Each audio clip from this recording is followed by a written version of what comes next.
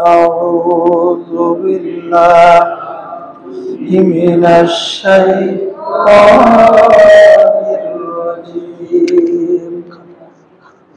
بسم الله الرحمن الرحيم. إن عدة الشهور عند الله 12 شهرا في كتاب الله يوم خلق السماوات والأرض منها 4 حرم. صدق الله مولانا العظيم. وقال النبي صلى الله عليه وسلم: صيام يوم عاشوراء أحتسب على الله أن يكفر السنة التي بعد. শহীদ হলেন ইমাম হুসাইন, নবীর জানের জান। রক্তে লালে লাল করিল, রক্তে লালে লাল করিল কারবালার ময়দান। সম্মানিত আমার মুসল্লি ভাইয়েরা, আমার আওয়াজ যতদূর পর্যন্ত যাচ্ছে, যারা আমাকে শুনছেন, সকলকে আমার অন্তর থেকে সালাম। আসসালামু আলাইকুম ওয়া রাহমাতুল্লাহি ওয়া বারাকাতুহু। সম্মানিত ভাইয়েরা, আপনারা কেমন আছেন?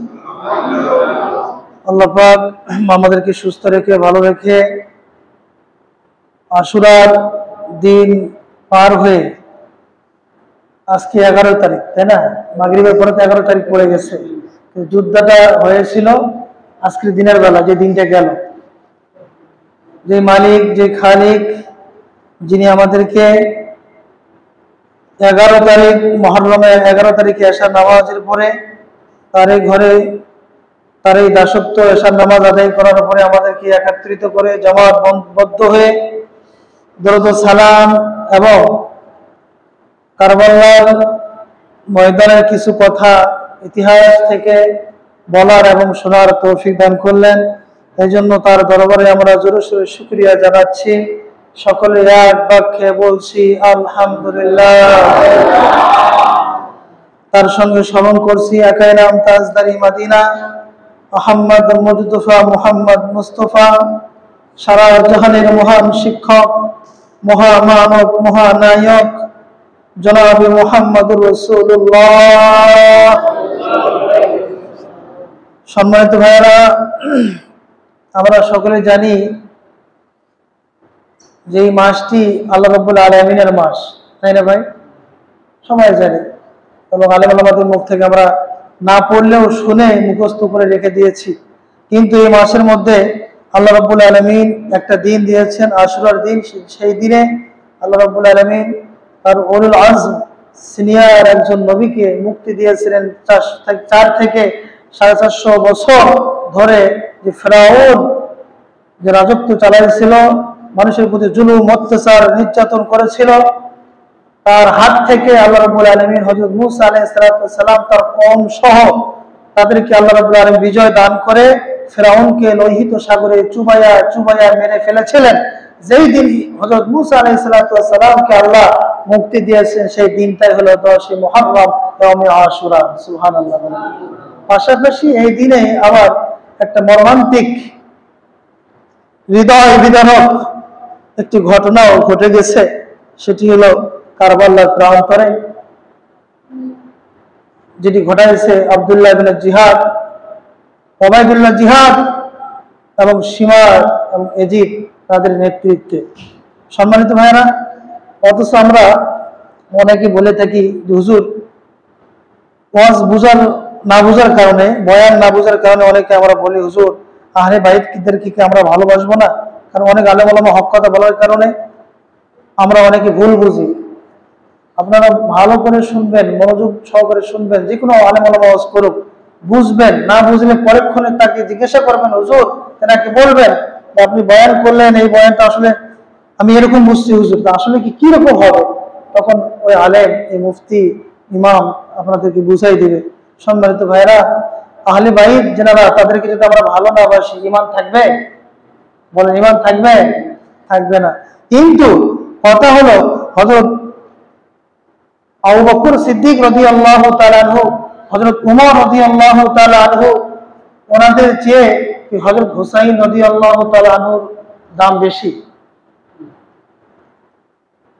এখানে মারাত্মক একটা ব্যাপার আছে। আল্লাহর হাবিব বলেন যে আমার নবীজির কতগুলো সাহাবা ভাইয়া, হানা একটু বলবেন তাহলে আমাকে কথা বলতে মজা লাগবে।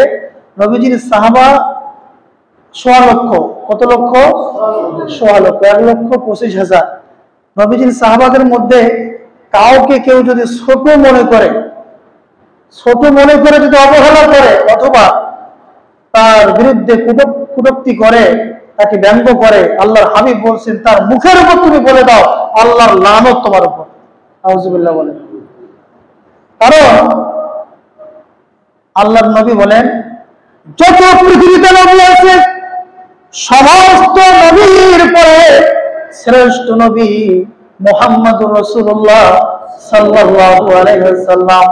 পৃথিবীতে নবীদের পরে যত নবীর উম্মত আছে, আমার নবী, আপনার নবী মুহাম্মদুর রাসূলুল্লাহ সাল্লাল্লাহু আলাইহি ওয়াসাল্লাম, ওই নবীর উম্মতের মধ্যে শ্রেষ্ঠ উম্মত এক নম্বরে হযরত আবু বকর সিদ্দিক রাদিয়াল্লাহু তাআলা আনহু।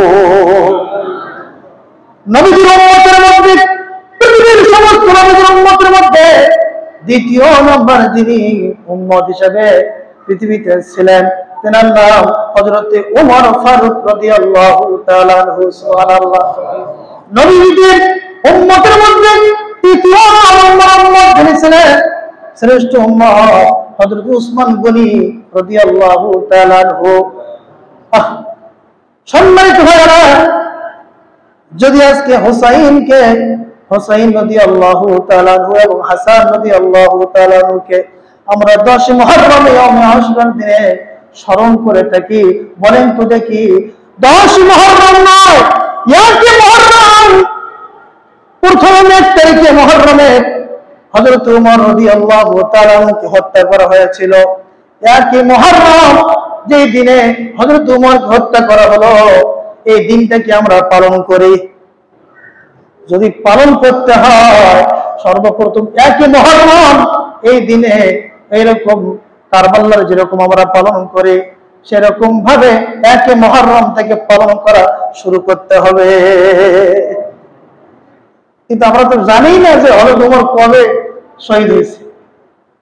সম্মানিত আমার মুসলিম ভাইরা, হযরত হুসাইন রাদিয়াল্লাহু তাআলা অবশ্যই তিনি দ্বীনের জন্য, ইসলামের জন্য, কোরআনের জন্য, দ্বীন প্রতিষ্ঠার জন্য নিজের জীবনকে দিয়া তিনি শাহাদাত বরণ করেছেন, নিজের জীবনকে দিয়েছেন। তারপরও ইসলাম থেকে 1 পা পিছু হটে নাই। ও আমার ভাইরা, কিন্তু ওই আশুরাকে লক্ষ্য করে, আশুরাকে উদ্দেশ্য করে আমাদের সমাজে বিভিন্ন রকমের কুসংস্কার যেগুলো আছে, বেদাত যেগুলো কাজ আছে, এগুলো আমরা করে থাকি। ও আমার ভাইয়েরা, আল্লাহর হাবিব বলেন বেদাত এমন ভয়ঙ্কর জিনিস, এই বেদাত কোনটা সাধারণ মানুষ কি বুঝবে ভাই? কিন্তু আমরা সাধারণ মানুষ হট করে বলে দেখ হুজুর এটা বেদাত, এটা শিরক। খবরদার, যতক্ষণ পর্যন্ত আমরা জানবো না রাসূল বলে একটা জিনিস বিদআত নয়, তারপরও যদি কেউ বিদআত বলে ঘোষণা করে সে আমার উম্মত নয়। আর একটা জিনিস বিদআত, তারপরও যদি কেউ সুন্নাত বলে চালাইয়া দেয়, ওই ব্যক্তিও আমার উম্মত নয়। নাউজুবিল্লাহ বলেন। ও আমার ভাইয়ারা, কত ছিল হযরত হুসাইন রাদিয়াল্লাহু তাআলা আনহু কেমন দামি, আর হযরত আবু বকর কেমন দামি। আল্লাহর নবীর 1,25,000 সাহাবা কেউ কম দামি নয়। আমার দিকে লক্ষ্য করেন, হাতের মধ্যে কয়টা নখ? 5টা নখ। একটা নখ যদি কেটে যায়, আপনার কেটে একবারে ঝুলে গেছে অথবা ফেলাই দিয়েছেন। বলেন তো ওই বাদবাকি যে নখগুলো, এগুলো কি সত্যি আগের মতো থাকবে? থাকবে? আল্লাহর হাবিব বলেন 5টা আঙ্গুলের মতো আমার 1,25,000 সাহাবার মূল্য। কিন্তু স্পেশাল ভাবে আমি রাসূল কিছু সাহাবাকে কিছু মর্যাদা দান করেছি, আশারা মুবাশশারা, তাদেরকে আমি দুনিয়ায় থাকা অবস্থায় জান্নাতের সার্টিফিকেট দেওয়ার ঘোষণা দিয়েছি আল্লাহর মাধ্যমে। শুধু তাই নয়, ও পৃথিবীর মানুষ, তোমরা জানলে অবাক হবে, আল্লাহর হাবিব বলেন, ও আমার সাহাবাদের দল, আমি যখন মেরাজে যাই আমি লক্ষ্য করে দেখি জান্নাতের গেটের মধ্যে ফেরেশতা দাঁড়ায় আছে। আমি জিজ্ঞাসা করলাম, ও জিবরাইল, ফেরেশতারা দাঁড়ায় আছে চুপচাপ, ওরা কেন এখনো পাহারা দিচ্ছে? আল্লাহর ফেরেশতা জিবরাইল আলাইহিস সালাতু ওয়াস সালাম বলেন, হুজুর, আপনার 1 নম্বর সাহাবী হযরত আবু বকর সিদ্দিক রাদিয়াল্লাহু তাআলা আনহু কিয়ামতের ময়দানে যখন হাজির হয়ে যাবে, জান্নাতের 8টা দরজা থেকে জান্নাতের ফেরেশতারা তাকে আহ্বান করবে। আমার দরজা দিয়ে ঢোকেন, আমার দরজা দিয়ে ঢোকেন। আল্লাহর হাবিব বলেন, আমার আবু বকরের এত দাম আর এত মূল্য, আমার আবু বকরের প্রতি আমার আল্লাহ খুশি, আমি খুশি, জান্নাত খুশি। ও আমার সাহাবাদের দল, আমার আবু বকরকে নিয়ে কখনো তোমরা কটূক্তি করবে না। আল্লাহ বলছেন, পৃথিবীর মধ্যে নবীদের পরে যদি আমি সরাসরি কারো সঙ্গে হাবিবুল্লাহ অথবা বন্ধুত্ব স্থাপন করতাম, বন্ধুত্ব করতাম, স্বয়ং আমি আবু বকরের সঙ্গে বন্ধুত্ব করতাম। ও আমার মুসলিম ভাইরা, আবু বকর সিদ্দিক রাদিয়াল্লাহু তাআলা আনহুর দাম কম না বেশি? হযরত ওমরের কাছে আসেন, আল্লাহর নবী বলেন, আমিরুল মুমিনিন লাকানা ওমর, আল্লাহ যদি আমার পরে কোন নবী পৃথিবীতে পাঠাইতো, বলেন তো মুহাম্মদ রাসূলুল্লাহ সাল্লাল্লাহু আলাইহি সাল্লামের পরে আর কোন নবী আসবে? সবাই না বলেন। যারা না বলবে না ফরজ তরক করলো। যখন মৌলানা সাহেব, আলেম সাহেব বলবে আমার নবীর পরে কোন নবী আসবে, সকলের প্রতি না বলা ফরজ হয়ে যায়। মুহাম্মাদ কানা মুহাম্মাদুন আবা আহাদিন মির রিজালিকুম ওয়ালাকিন রাসূলুল্লাহ ওয়া খাতামান নবিয়্যিন। এটা আমার নবী হলো আখিরি নবী, খাতামান নবী, খতম, শেষ নবী, ওনার পরে আর কোন নবী আসবে না। যদি কেউ চুপচাপ থাকে সে ফরজ তরক করলো, সঙ্গে সঙ্গে বলে দিতে হবে আমার নবীর পরে আর কোন নবী। আল্লাহু আকবার। হযরত ওমর রাদিয়াল্লাহু তাআলা আনহু তিনার বিষয় নিয়ে আল্লাহর হাবিব বলেন, ও সাহাবাদের দল, যদি আল্লাহ কাউকে নবী বানাইতো লাকানা ওমর, আমার উপরে যদি কাউকে নবী বানাইতো আমার উমরকে আমার আল্লাহ নবী বানাইতো। কেমন পাওয়া, কেমন মর্যাদা সম্পন্ন সাহাবা, অথচ তাদের তেনারা কবে মারা গেছেন এটাও আমরা জানি না। আমার ভাইয়েরা, হযরত হুসাইন রাদিয়াল্লাহু তাআলা আনহু তিনি কারবালার ময়দানে শহীদ হয়েছেন। এটা যদি আমরা এখন হাদিসে খুঁজতে যাই পাবো? বলেন তো পাবো? পাবো না। কারণ নবীজি ওফাতের পরে প্রায় 50 বছর পরে কারবালা এই ঘটনা ঘটেছে। তখন কি হাদিস হওয়া সম্ভব? আচ্ছা, এখন বললে হুজুর হাদিসে যখন নাই, এটা কোরআনে নাই, বলেন তো কোরআনে থাকা কি সম্ভব? এটা তো আরো অসম্ভব। আল-ইয়াউমা আকমালতু লাকুম দীনাকুম ওয়া আতমামতু আলাইকুম নি'মাতি ওয়া রাদিতু লাকুমুল ইসলাম মাদিনা। যেই দিনে আয়াত নাযিল হয় আরাফার ময়দানে, এই আয়াতটা নাযিল হয় শুক্রবার সকাল 8টায়। সুবহানাল্লাহ বলেন। আল্লাহ নবীকে আল্লাহ জানাইয়ে দিলেন, ও নবী, আমি পরিপূর্ণ ইসলাম তোমাকে দান করে দিলাম, শেষ, আর এরপরে কোনো আয়াত নাযিল হবে না, ওহী নাযিল হবে না, পূর্ণাঙ্গ ইসলাম আপনাকে দান করলাম।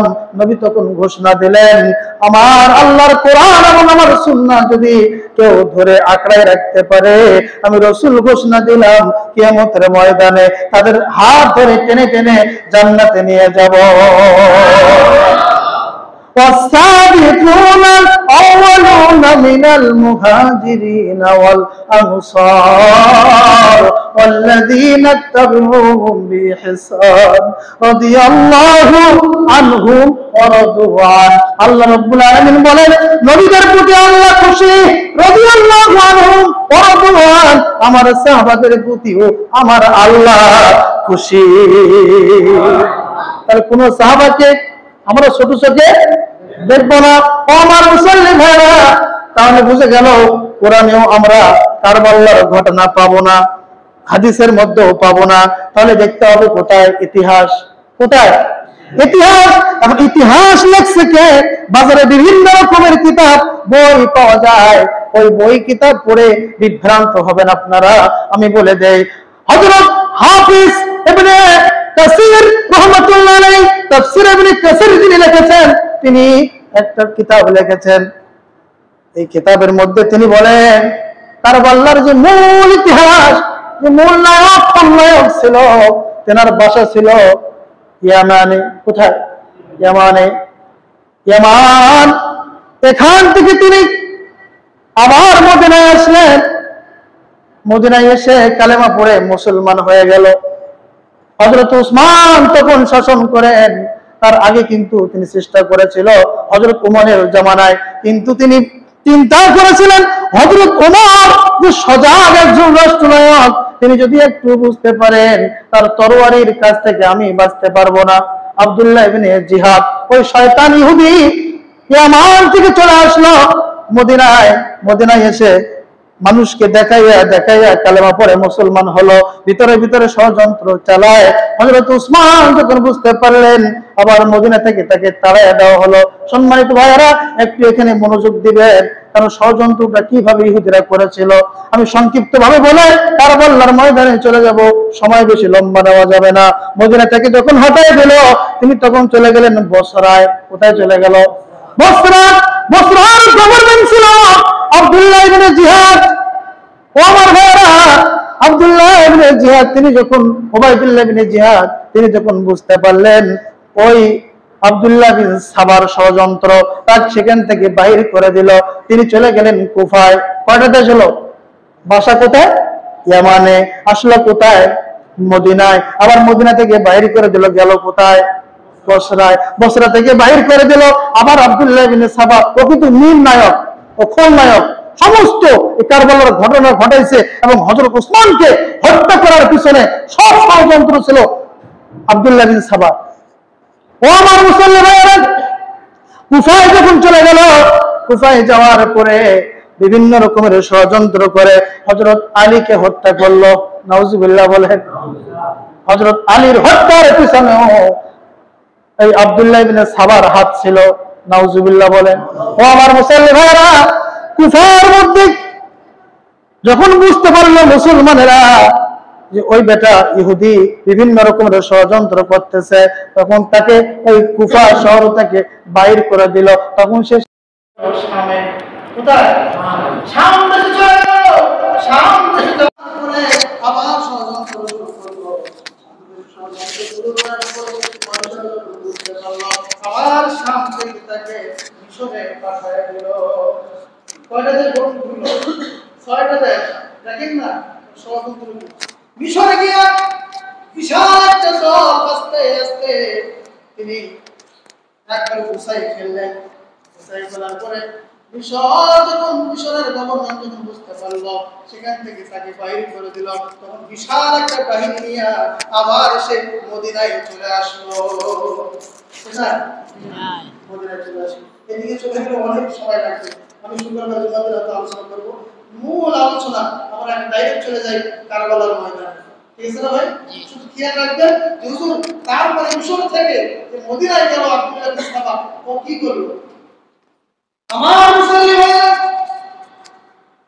হযরত হুসাইন রাদিয়াল্লাহু তাআলা কারবালার প্রান্তরে যখন ফিরে আসতেছেন, পথের মধ্যে 7 তারিখ 6 তারিখ 7 মুহররম একবার আমি দিনে আল্লাহ এখানে অর্ধেক রাস্তা এসে তাকে নবীর সাহাবা আব্দুল্লাহ ইবনে আব্বাস আব্বাস রাদিয়াল্লাহু তাআলা আব্দুল্লাহ ইবনে জুবায়ের রাদিয়াল্লাহু তাআলা তিনি নিষেধ করলেন, ও নবীর নাতি, তিনি কিন্তু বড় একজন মুহাদ্দিস ছিলেন আব্দুল্লাহ ইবনে জুবায়ের রাদিয়াল্লাহু তাআলা, তিনি বললেন, নবীর নাতি, আমার মন বলতেছে আপনি এদিকে যায়েন না, তার বলার প্রান্তরে যায়েন না, এজিদের কাছে যায়েন না, আপনাকে তারা হত্যা করবে, কারণ একে একে 101টা সিটি দিয়া কুফাতে আসার জন্য আপনাকে বলেছিল, এখানে তারা ষড়যন্ত্র করছে, আপনি যায়েন না, আপনি মক্কার দিকে চলে যান। তারপরও হযরত হুসাইন বলে, না, আমি একটু যাই, আমি একটু আগাই, কারণ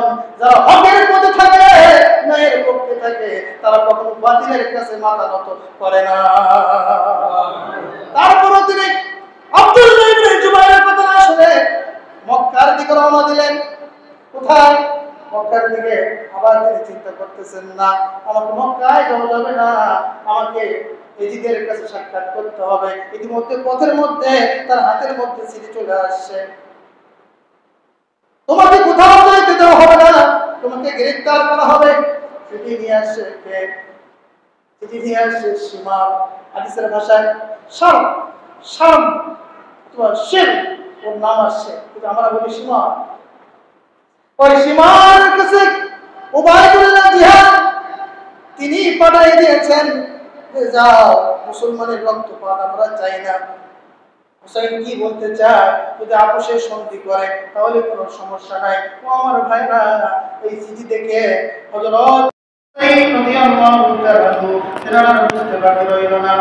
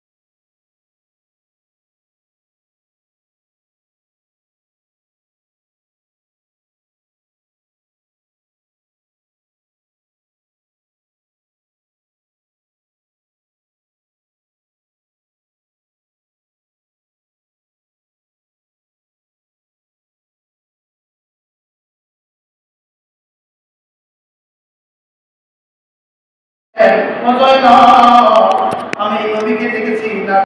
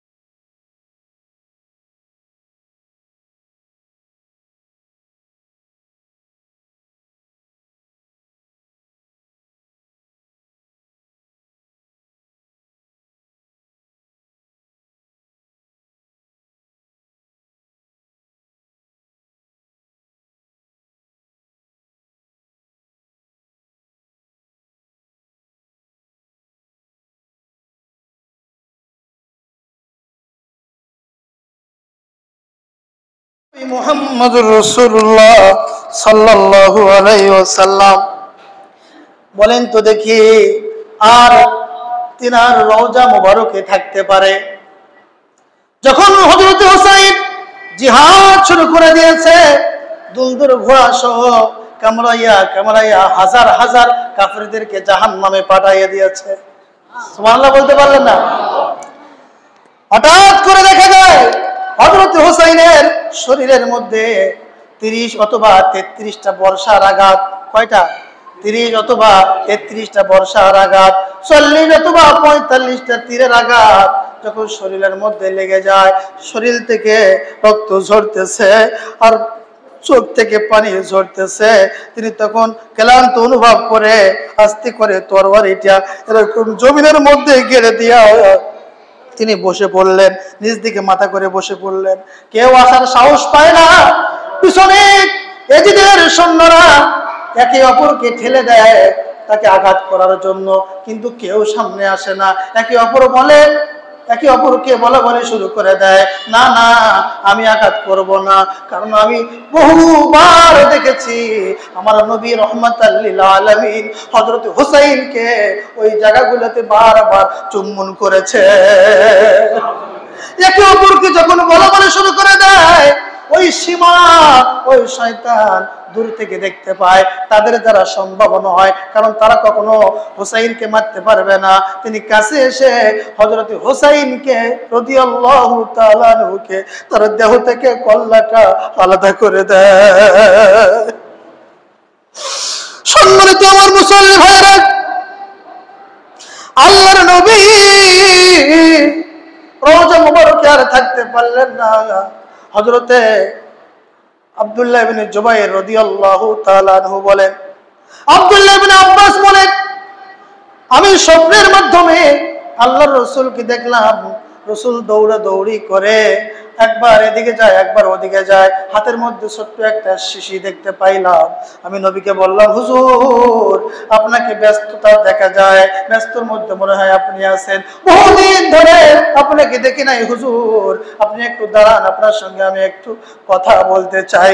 আল্লাহর নবী বলেন, আব্বাস, আব্দুল্লাহ ইবনে আব্বাস, তুমি আমাকে এখন আমার সময় নষ্ট করিও না।